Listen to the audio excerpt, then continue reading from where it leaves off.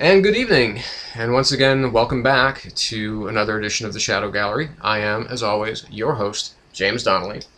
And it's Monday night, so you know what time that is. It's time for new comics, bitches!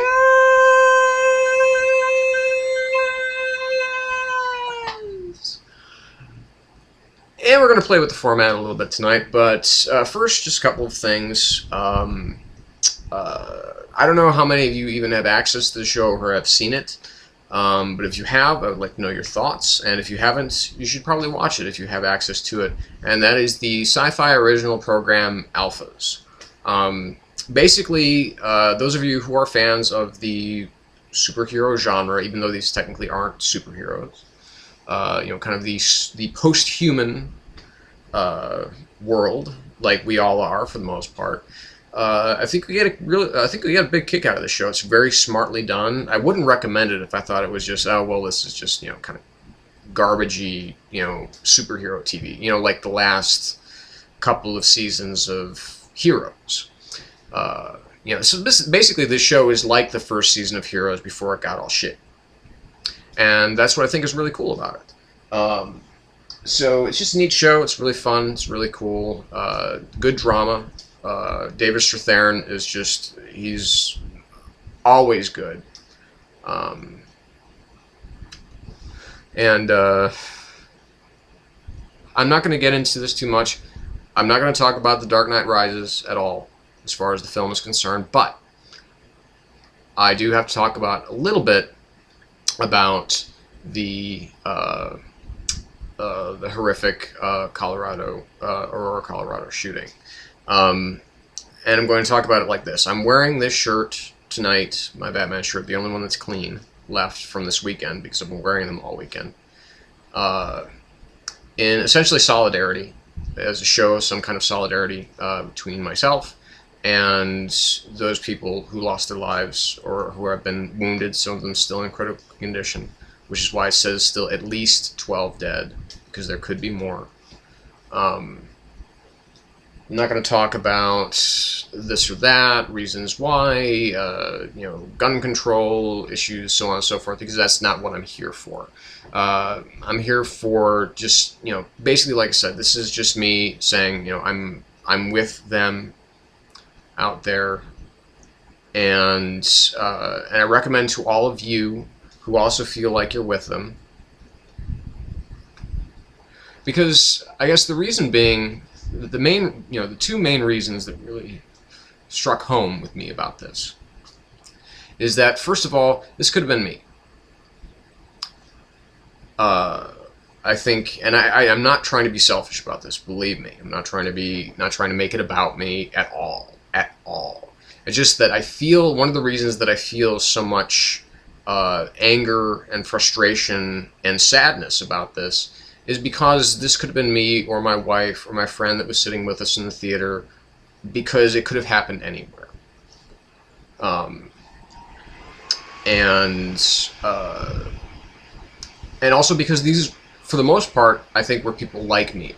They were been waiting to see this. They're fans of Batman. They're fans of the Nolan Batverse. I just, so I mean that's where that's where a lot of my feelings come from in regards to this. So I guess if you are like me and you feel like showing some kind of solidarity or showing some kind of charity, really, the best thing that I can recommend for you to do is, and I'll put the link on the page here, is going to givingfirst.org. Which is basically, it's a site for Colorado, for basically ways that you can help. It's a charity organization where you can give to the Red Cross there.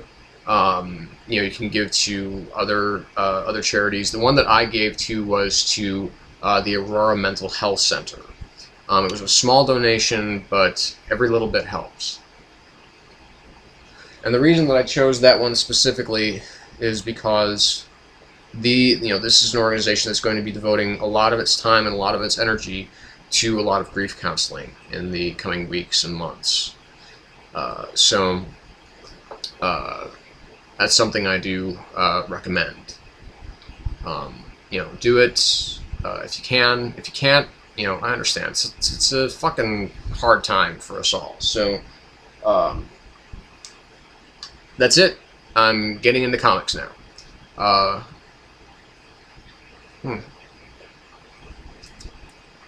It's getting really weird.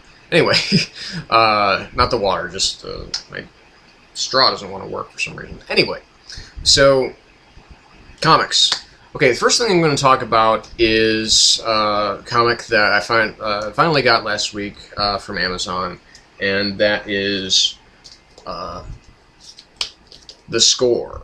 Darwin Cook's latest, his third book in Richard Stark's the Parker adaptations, the Parker books, and this is The Score. And basically, I'm not going to get really too much plot-wise into this because if you haven't been reading these, first of all, if you're a fan of crime fiction and you're a fan of Darwin Cook, you're really missing out. Now, obviously, I didn't have nice things to say about Darwin Cook in the last episode because, it was the last episode, because of, I think, just the terrible job that he did with Minutemen #2. But this book is just absolutely fucking great. It's the best stuff that Darwin Cook, I think, has done in his time as somebody who works professionally in comic books. I have the other two books. Now these are digest size, so that might turn some people off. It doesn't affect me really in the slightest because I have other digest size books. Like I have my entire collection of Queen and Country, which Greg Rucka. If you haven't read these and you're into, basically if you want an ultra-realistic view into the world of a professional spy, this is the book to read. Tara Chase is like one of the most awesome characters ever, in my opinion. So just great stuff. So don't let digest-sized books scare you. But basically, the Parker books, they're just such a great throwback to, the kind of cool '60s era crime novels that, I read throughout my college years and, like late high school years, and still, pick up and read every once in a while, which is why another reason that I'm such a huge fan of Brubaker and Phillips' Criminal, in which I'll finally be getting my trade of The Last of the Innocent. Because that was easily my favorite run on that book. I also want to talk briefly about another book that I just got that I read for the first time, and that is Joshua Hale Fialkoff's and I'm sorry, I always forget his name, and Rasan Ekadal's Echoes. Now, this was originally published by Minotaur Press. It was put out here by Image. Basically, they bought it. And again, we're looking at a digest-sized book. This is not only a great book, but it's probably one of the most disturbing comics I've ever read in my life. When I read this in one sitting for about an hour plus, and then went back over it, reread it again, and it's just devastating. It is absolutely, totally devastating. And one of the things that's great about this book is that it's so real. It is, despite the things that happen in it that might have in essence, a certain type of, suspension of disbelief may be required. This book doesn't really feel like that at all throughout pretty much all of it. Basically, if you haven't read this, the story is about a man named David Cohn who is, he's in probably his, mid to late 30s, his wife and, a baby on the way, and he is a schizophrenic. He takes medication, and he sees a very friendly therapist to help him with his schizophrenia. And his father is dying. He has Alzheimer's. He's in the hospital. And while he's essentially about to die, he makes this very mysterious confession. And basically what we find out about that confession, what David finds, is that his father murdered, basically was a serial killer and killed little girls.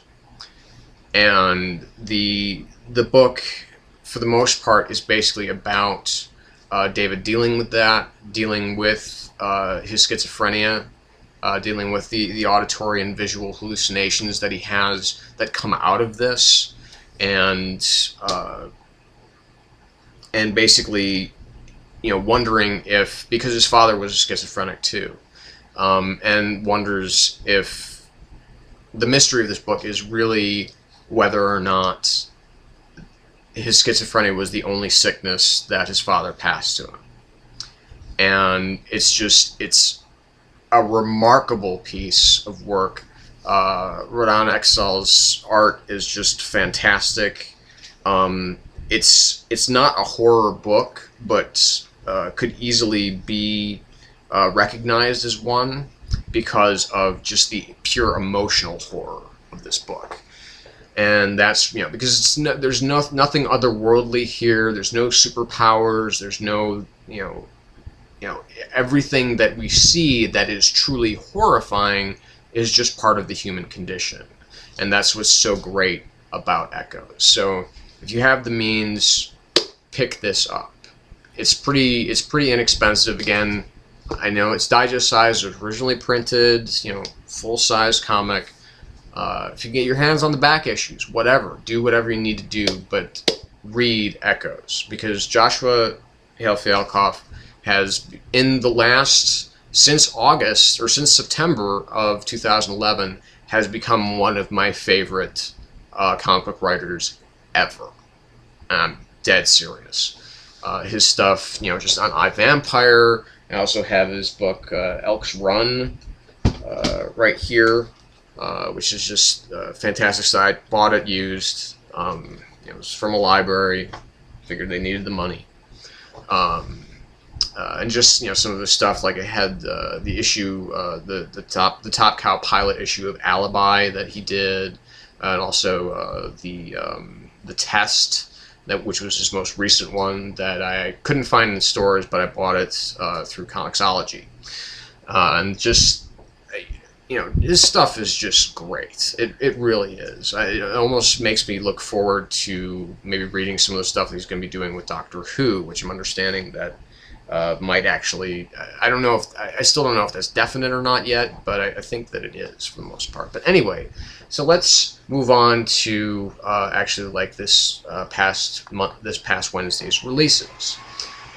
So this is going to be a little bit different. I'm going to talk mostly about the stuff that I thought was really good, and some of the other stuff, or that I thought was just really important to me personally, because I am sort of going through, as a lot of other people are, kind of a culling, kind of a, it's time to cut out some of the fat of comic books. So because I've been reading too much stuff and trying to lower that because I want my standards to remain high, I guess, is part of it. I want to read stuff that really means something to me, and that's it. So what it's basically come down to is that I'm reading a lot of stuff, I'm getting some digital codes, and reading a lot of stuff just in the store itself, because my comic book store is just really fucking cool that way. If it's there, it's on the shelf, pick it up, read it. If you don't like it, put it back. They don't mind that you've gotten your greasy paws all over it, because resale value on comic books right now is for shit anyway. Anyway, so just running through some of the stuff, just some very brief comments I'm going to make of some of the stuff that I am no longer going to be reading. or just, you know, I still will read, but I just know won't matter.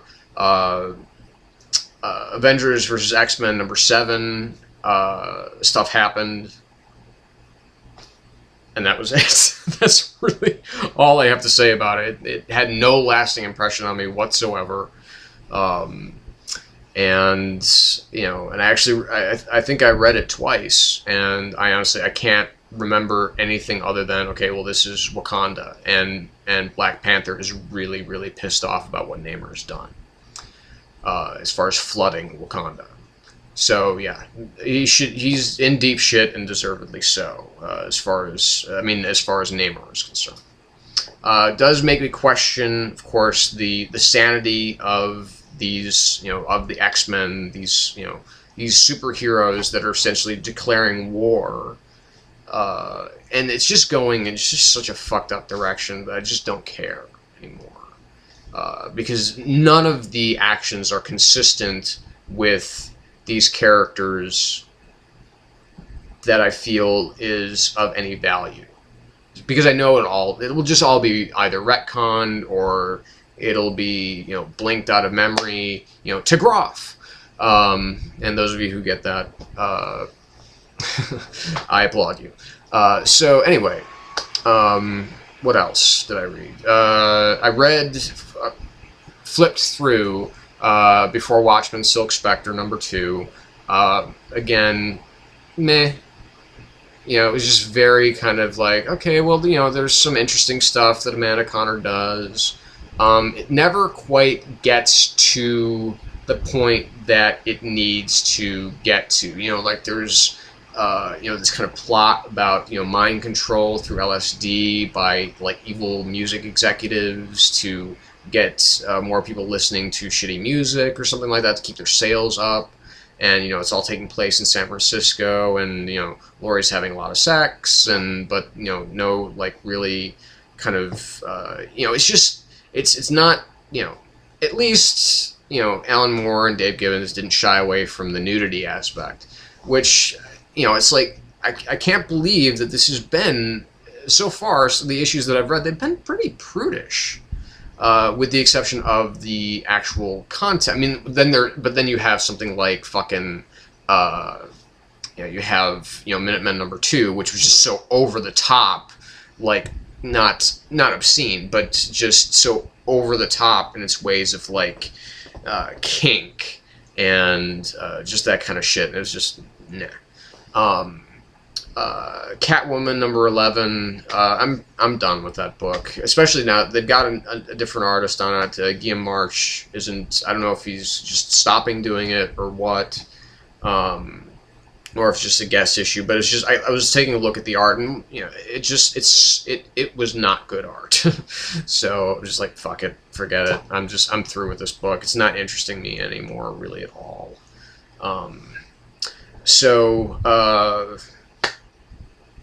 What else did I read that I just didn't really care about? That was pretty much it, at least, you know, as far as I can remember. Okay. So we can now get on to the good stuff. And, you know, there's just not a lot of comics came out this week, so I mean, in that way, it's kind of a good thing. So it could just lead me to read the stuff that I thought was, you know, that I really like to pick up, and so on and so forth. So I'll start with Uncanny X-Men #16. That's weird. Yeah, it's the first week in a while that I haven't started off with a Spider-Man book, because there were no Spider-Man books that came out this week. Oh yeah, I'm sorry. Rewind. Another book that I did read that I also just didn't really care about was Captain Marvel #1. Kelly Sue DeConnick's new kind of introduction, you know, making Ms. Marvel now Captain Marvel. It didn't really, you know, I thought there were some interesting character beats, but it just didn't really do anything for me. I guess I don't care enough about that character from a solo perspective to really get what they were going for. So, you know, to me, it was just like, you know, this, it could be great, it could be lousy, I might not ever know, because I just don't really care. I think it's more interesting to see her in a group dynamic anyway, which is not to say that she shouldn't be in her own solo comic. I guess, and I like the fact that, that there is a female writer that's actually writing a female character. That always is nice to me. So, like I said, it's fine, but it doesn't do anything for me personally. So, the good stuff. Uncanny X-Men, number 16. This won't be all good stuff. It'll just be the stuff that I really read and took notes on and paid attention to. So, Uncanny X-Men, number 16. So, basically, we have the Phoenix Force 5's their assault on on Sinister London. And the one thing that I can really say about this book is Kieran Gillen did some really interesting things with Sinister, and has been pretty much since he kind of introduced Sinister into this book. From the very first arc. So I'm glad that they're revisiting that.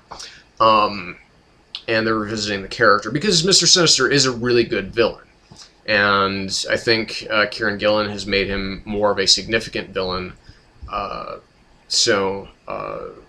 think this is just... I like how... it does beg the question, how is this guy able to take down basically all 5 of the Phoenix Force 5? Because that's ultimately what happens in this issue, is that he takes them all down, and but we do have things like, it's, and I guess the most interesting thing about the book is how Sinister actually does it, because of all the clones that he has. He has clones of Scalp Hunter, of Cannonball, of Gambit that he's made into like living bombs, and so the basically the objective is to destroy Sinister wholly and completely, so that there won't be any other Sinister Primes. But we get Colossus becoming giant-sized. He, Mr. Sinister actually cloned Krakoa, and is using that for that's where his castle base is. He's using all of these Cyclops clones to make this big ruby laser that shoots out and everything like that. And this stuff is actually really interesting. To kind of read it from more of the villain's perspective rather than the hero's perspective does make it a little bit more. It gives it a little bit more of an impetus. It gets some more momentum going than this book normally would, especially with this kind of AVX thing going on. So I appreciate that this is also just an X book. It doesn't get into, okay, well, here come Avengers to either join in or get beaten up or whatever. So I just, I think that Gillen has done some clever things with Sinister's character here, and Daniel Acuña's art, it's good. It's not great, but this was just from, like I said, from a villain perspective, I thought was a really strong issue. So I give it a 4 out of 5 for Uncanny X-Men number 16. Switching gears over to Valiant's X-O MANOWAR number 3. This has been such an incredibly pleasant surprise for me to read this book. It's really just kind of knocking it out of the park with each issue. Carrie Nord and Robert Venditti they've just been doing some really terrific stuff. So basically, we have Eric. He's in the Shanshara armor, and he's just bringing the hurt to the Vine in a pretty serious way, as far as the breakout is concerned. Now, so he's got the power, he's got the tools, but he ain't got the talent yet, because he's discovering new things. Like, in fact, the armor rebuilds his hand, and sadly, of course, the Vine, they've got the numbers and they've got the knowledge of what it takes. There's some there's some great reveals in this issue, and that's what really kind of lifts this this comic book up even further, because I don't know if I could take a whole lot more issues of, okay, well, he's fighting the aliens, and here's his buddies over here, all of his other fellow slaves, and he's leading a revolt against them. It's good for a while, but we want him to fight Romans again, and that's exactly where he's heading, but not quite what he expected. Where this is going from here is anybody's guess, and that's what's so exciting about this issue, is what's really got me jacked up for the next issues, because this is just, it's really exciting stuff, and it's really, really, really well done. This was a really, really, really good issue of comics. So a very solid 4.5 out of 5 for X-O Manowar number 3. This whole stream of Valiant's kind of reboots that they've been doing with their comics has been really good. So I'm looking forward to pretty much everything that they've got coming out, and that's unusual. Especially, since all of these books were essentially created either in the late 80s or in the 90s, where comics were kind of at like their lowest creative point, where everything was just like lowest common denominator crap. It seemed like, anyway. I mean, there was some good stuff that came out of the 90s, don't get me wrong, as far as comic books were concerned, but it seemed to me like there was a lot more garbage than there, all the, super duper chrome covers and, all that kind of crap. It's just, it just, for the most part, it felt like it sucked. On to DC. So we've got Batwoman, number 11.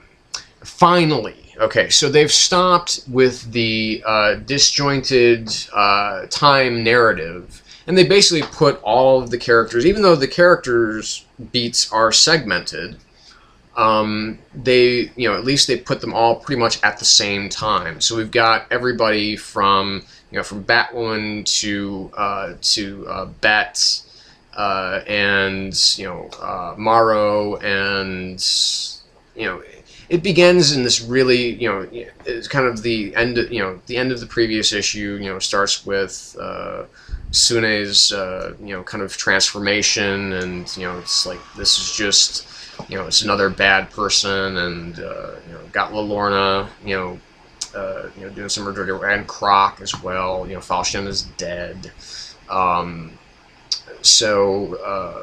It just seems, the story itself seems to be just really, like, super bizarre, which is where it kind of sometimes loses me. Because I don't mind the fact that they're running with a more unusual and kind of a more, almost kind of magical frame of mind with this book, as far as it being one of the Bat family books.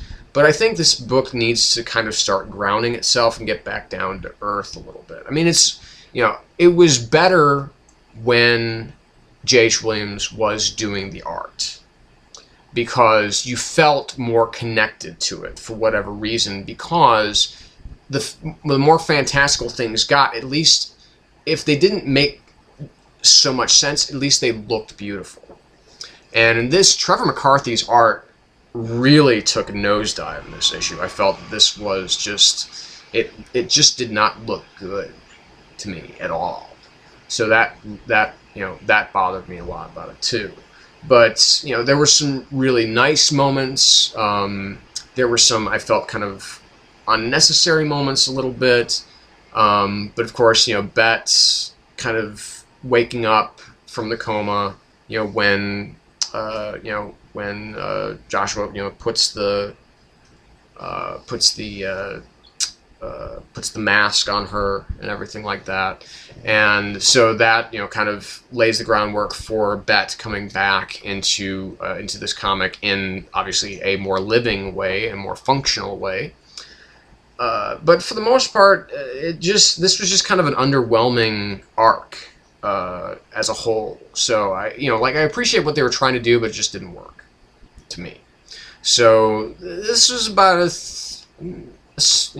3 out of 5 for Batwoman number 11. I guess, like I said, just didn't really click with me. You know, this whole arc and this issue, like I said, just, you know, like I said, I appreciate the fact that they got it. You know, they got everybody doing things at the same time, or at least in the now, for them.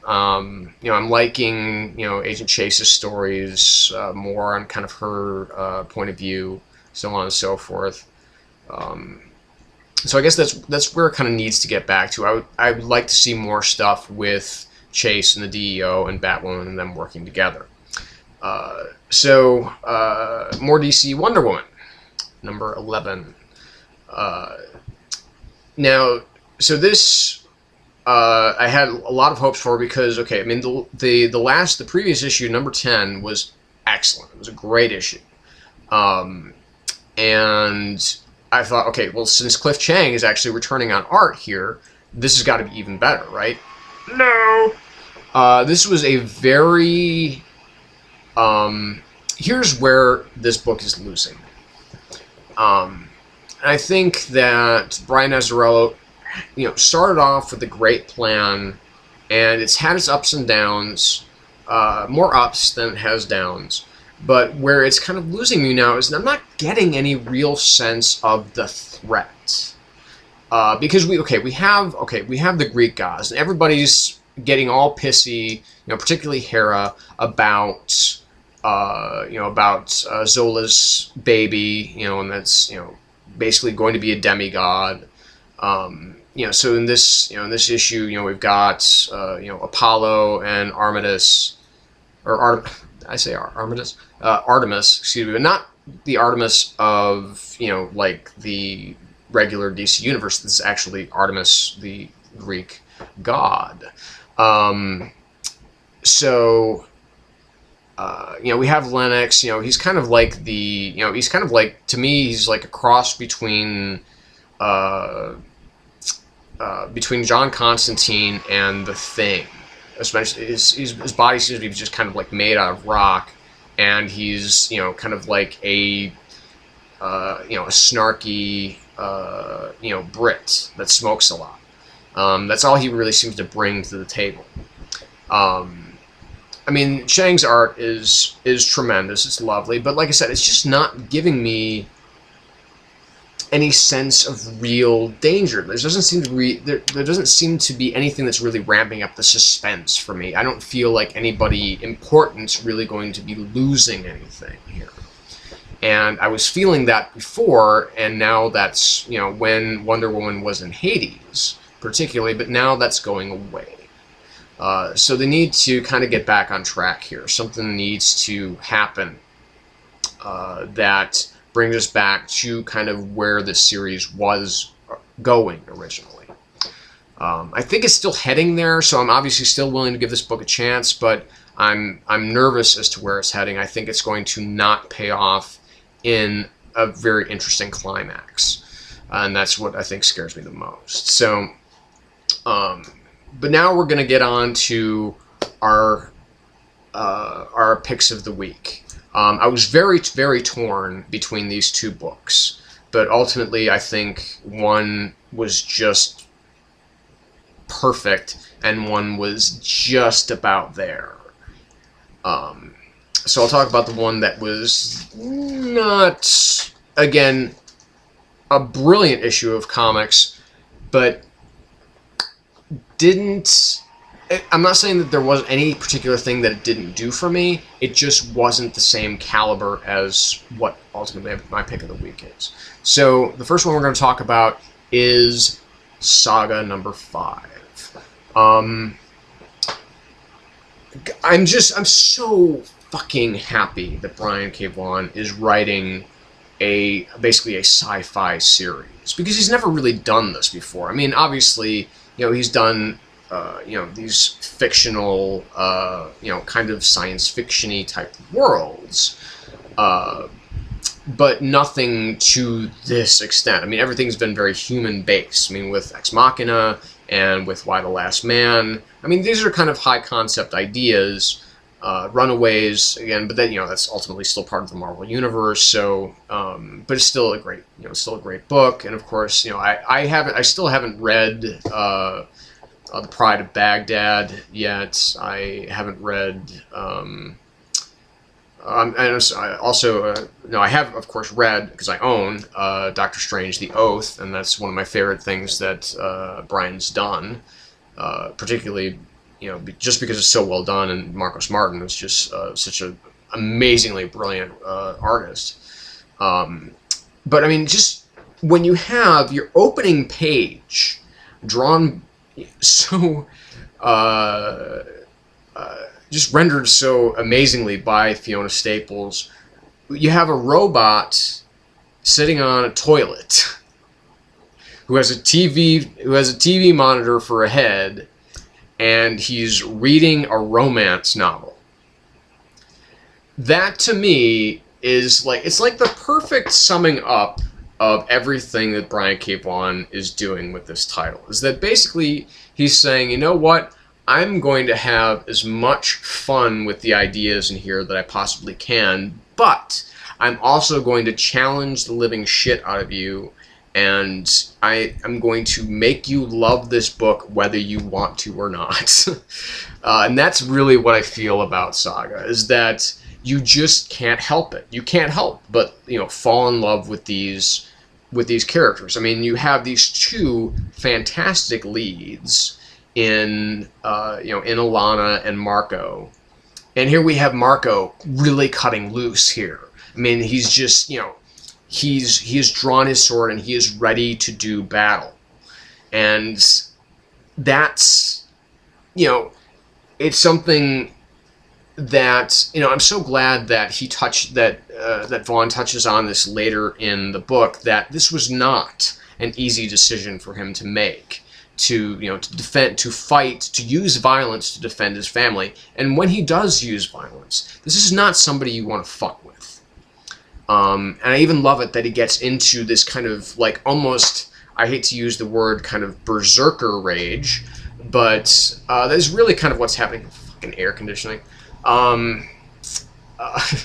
That he is kind of letting loose of kind of all the feelings that he has towards the winged motherfuckers, and it actually takes Alana shooting him to stop him, and he actually looks at her and says, "What would I do without you?" Because he was it was just going to a completely other place. So that's it's just one of the things about this issue that's so fascinating and so awesome and so brilliant. We have we have the will still on Sextillion. We have the continuation of that story, because this could have just easily been, okay, he goes, where the will goes to Sextillion. He sees the the little slave girl. He crushes the pimp's head, and it could have just been, okay, well, I'm going to take her and I'm going to leave, and that's it. But no, because the being that owns the slave girl, whatever this alien being is, we get more of actually the slave girl's story. That her uncle sold her into slavery because he just didn't have anything left to sell, and that so we get an idea of who the will can be. Is that he's not just all violence and death and being just an amoral scumbag. That he obviously has a line, he won't cross it, and he will do whatever is necessary to get this girl off this planet. And ultimately that is going to require raising a great deal of money.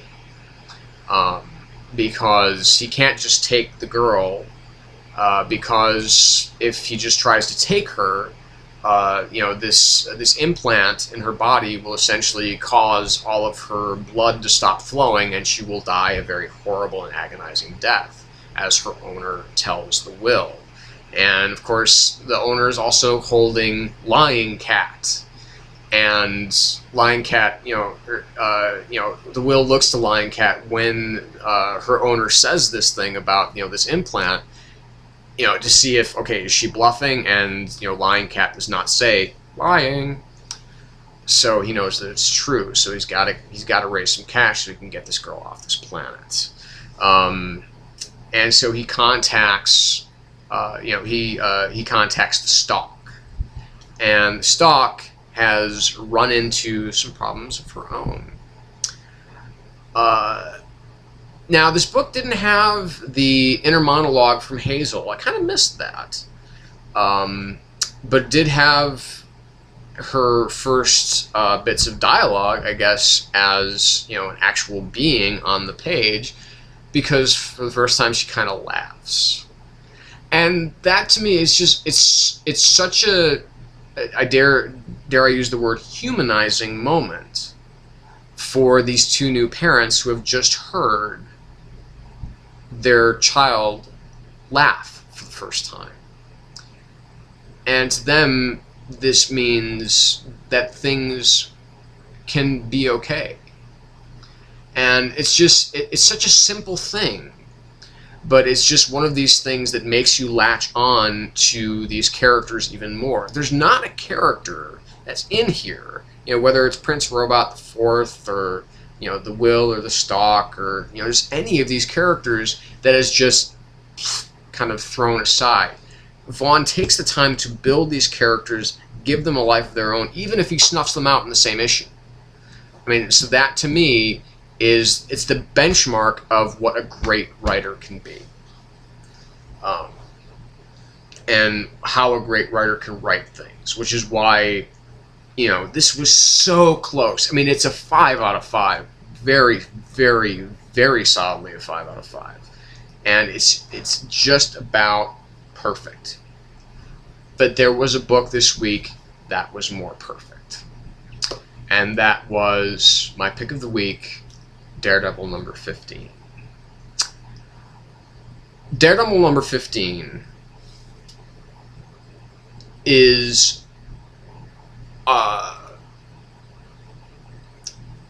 it's devastating. It's a heartbreaking issue of comics. Heartbreaking in the sense, of course, of what's going on, because, okay, we have, you know, we begin with, you know, there's this cool kind of psych out at the beginning, and, you know, if you've read it, you probably know what I'm talking about with in regards to the portrait of Dr. Doom.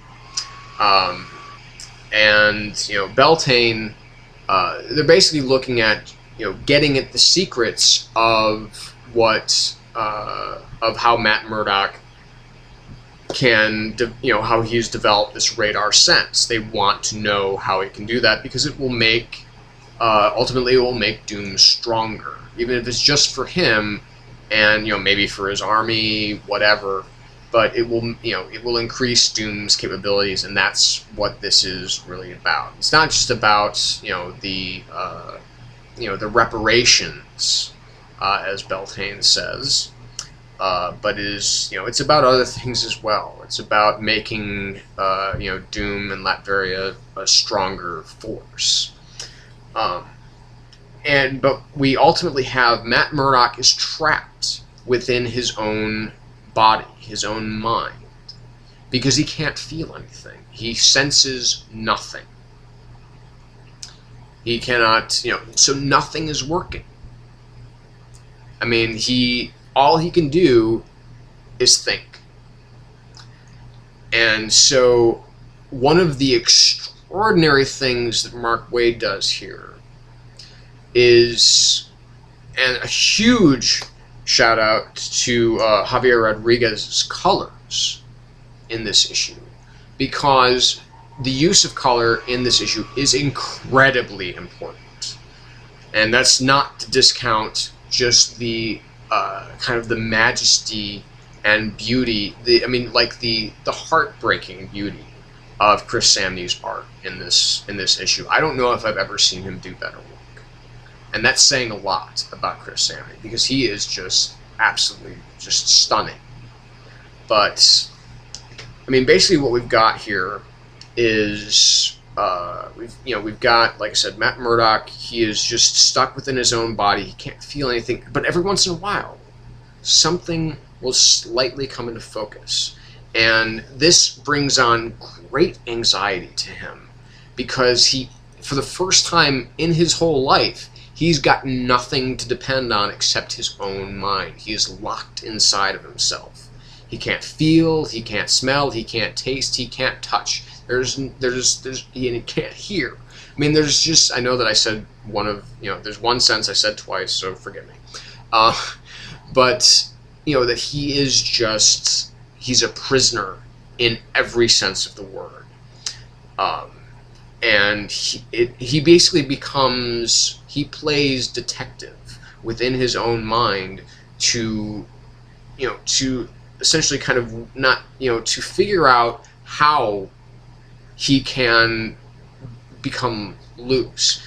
And, so it's 5 days, basically, of complete sensory deprivation, where he will just get he will pick up a heat source, and he will identify, okay, well, this is supposed to be hot, and he dumps this hot water on himself, and he burns himself, but he doesn't have any sensation, and he's saying words, but he can't tell if he's actually saying them.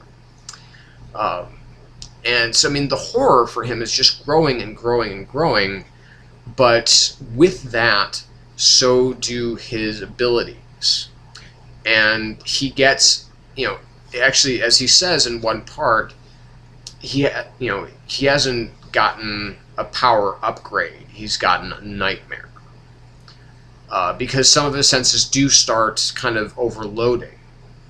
And they do, but it's because of his mental focus, and it's his mental focus because, like, he steps out into a rainstorm when he does finally kind of escape, and it's just raining, and it's just raining hard, but he feels almost like he did when he first kind of came out of it, which is why when we get the reminder of, okay, well, this is what happened to me when I was a kid.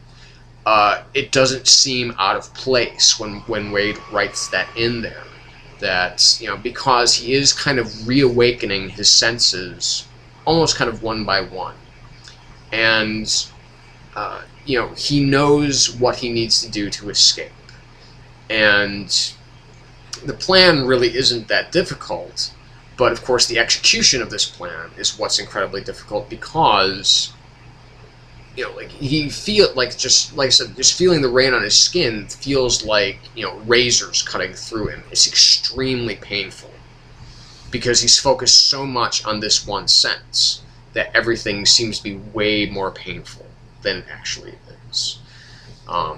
So it kind of harkens back to me to Miller and Mazzucchelli's work on Daredevil Born Again, where we have kind of the introduction to Matt as a child, as he's first kind of realizes that he's received these powers, and he talks about when they're actually doing surgery on him and they're just cutting his face, and they feel it no matter how many drugs they pumped into him, he still feels it. And everything's so loud and so smelly, and so just everything is so terrible. But Matt has obviously trained himself to look past that, to look past the agony of what he's feeling and what he is sensing, and focus on what he needs to do. And so, I mean, it was just, this issue has such intelligence, it has such grace, it has an enormous amount of suspense, it has great drama going on within it. And your heart just is like breaking for Matt Murdock, and there are moments where you don't know if he's going to succeed at all, despite the fact that he is Daredevil, that he's the man without fear. He's starting to become afraid, and that's where this book clicked for me, and that's where it hit right at home for me, and it was like, this issue is magical. So, I mean, we had one issue that was like, one of my favorite issues of the year last year, which was Daredevil number 7, and we have this, which I'm relatively certain is going to go on one of my favorite issues of this year. This is a +5 out of 5. This is a perfect issue of comics. It absolutely is. And it's no wonder that Mark Waid won the Eisner for this book. because it's absolutely one of the best books out there. And this issue just goes to solidify that even further. So, that's it for this week's The Shadow Gallery. Yeah, figured that out. So, New Comics, bitches, is coming in at under an hour. And so I'm going to try and kind of keep things at this pace so that I don't over-talk or overthink things. Because I know that can be trying for some people. So I know it's still long, but bear with me. There's still, I'm working on it. So, again, there are 2 Mondays left in my contest. Next Monday, so the August 6th, the official ending. I'm going to put another link to my script for Batman the Unknown. Like I said, you have a chance to win. You know, you put up what I think is the best, most helpful, most significant review of Batman the Unknown, my script that is on my Tumblr account, the Shadow Gallery Comics.tumblr.com. You can also read, if you choose to peruse the rest of the entries, you can read my written review of The Dark Knight Rises, and I will probably still do a video about that anyway. So, you know, you have the chance to win, you know, the hardcover of Batwoman's first arc within the New 52. I have bought some other cool swag off of eBay that I will be sending along with that. And potentially just some other really cool stuff I picked up at comic stores along the way. So, put in your entries, people, because time is running out. 2 weeks left. So, thanks for watching, obviously.